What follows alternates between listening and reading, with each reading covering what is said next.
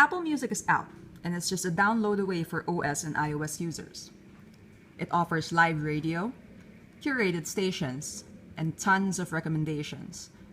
Features already present in Spotify. For many music lovers who are already on Spotify, what makes Apple Music different? Music industry analyst Bob Lefsetz says it's doomed to fail and sums it up in 2 words. It's toast. He says Apple broke the number one rule of technology, that in order to succeed, you've got to deliver something better. He says there's nothing in Apple Music that isn't widely available elsewhere, including its social network and playlists. But Business Insider's Matt Rosoff says Apple Music will make Spotify irrelevant.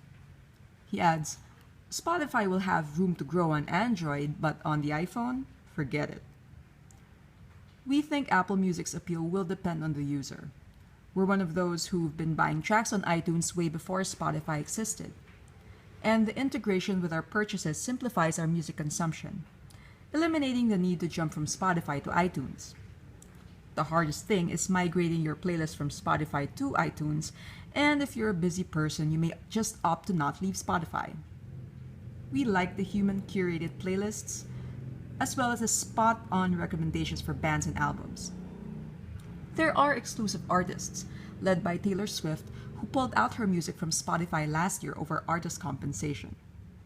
It's been said Apple's user interface is a bit daunting, but millennials will find it easy enough to navigate. As to Apple Connect, we wonder how many artists will support it. Swift, Beyoncé, and Kanye are highly visible on Twitter, but not on Connect.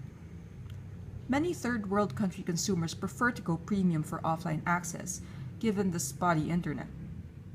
A premium subscription on Spotify costs $9.99 a month, the same as a paid subscription in Apple Music. Overall, it's an apples-to-apples war between the 2 streaming services. And so it boils down to readiness to shift your music trove and the convenience that Move will give you. Apple Music will be available on Android, Windows in the fall. That's where the big challenge for Apple may lie. Without the built-in advantage of the Apple universe, how will it court Android users away from what they're already comfortable with?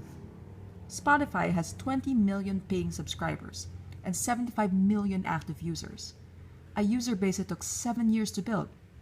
How long will it take for Apple to dominate streaming music, if at all? Margie De Leon, Rappler, Manila.